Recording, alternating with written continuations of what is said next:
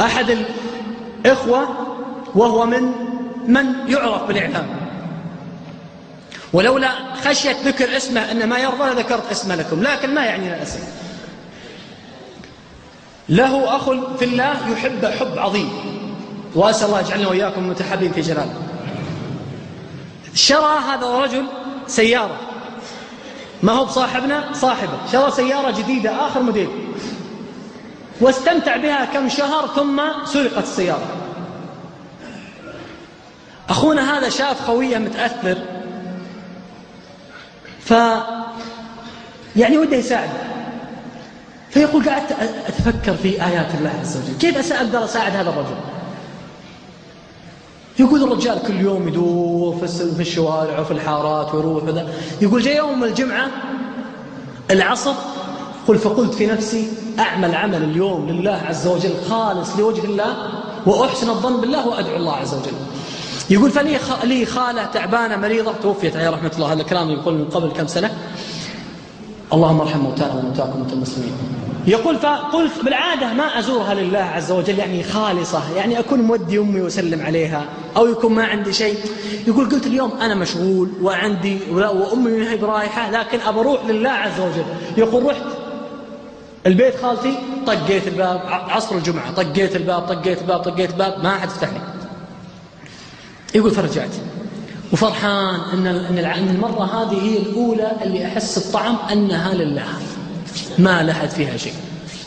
يقول فقلت يا رب إنك قلت وقولك الحق ادعوني أستجب لكم، ويا ربي إن أصحاب الكهف يسرت لهم بعمل واحد عملوه خالصا لوجهك. يا ربي إن كنت تعلم إني متعب وأني مشغول وعندي أشغال ما بعد خلصتها قبل ما يجي الدوام، وأني جيت أرجو ما عندك بزيارة المريضة، هل صلة الرحم وأن ترضى بها.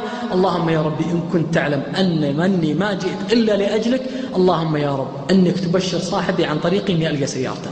يقول كان في بالي أني بدعو له دعوة وأن الله سبحانه وتعالى يستجيبها ويدعو يلقى سيارته بعد شهر بعد شهرين.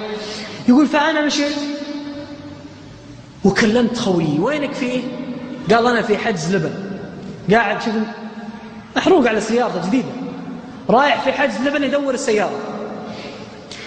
يقول لي ماذا اللي معهم، وبيدخلوني إن شاء الله وبشوف نفتش السيارة ونسأل الله سبحانه وتعالى ييسر، وجايب رقم الشاص، يعني شغلة طويلة عريضة. يقول فسكرت منه ضايق صدري على خوي، صوته ما هو بزين وحزين.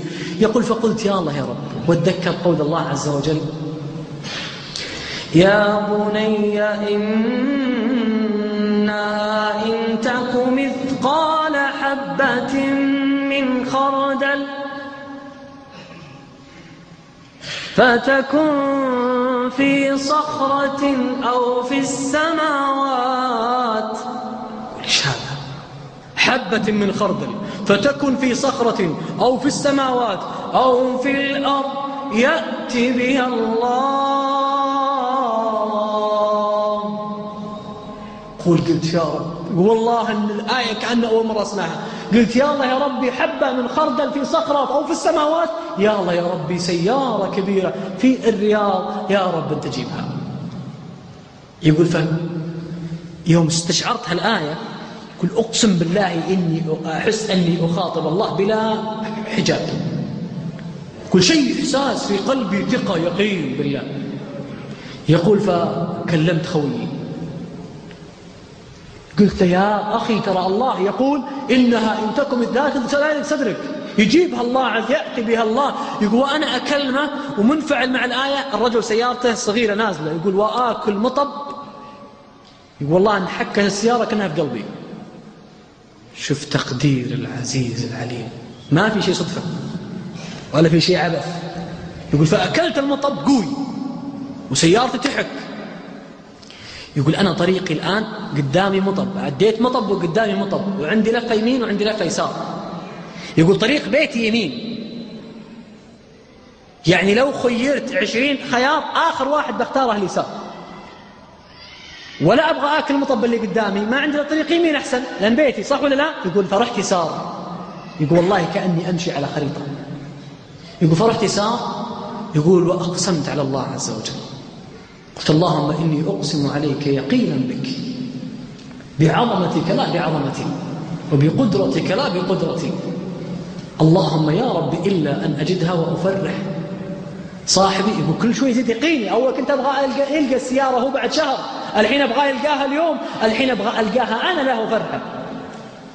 يقول فرحت يسار، عندي طريق يمين ويسار، فقلت يا الله يا رب إن كان يمين أحسن، السيارة يمين أروح يمين، وإن كان السيارة يسار أروح يسار.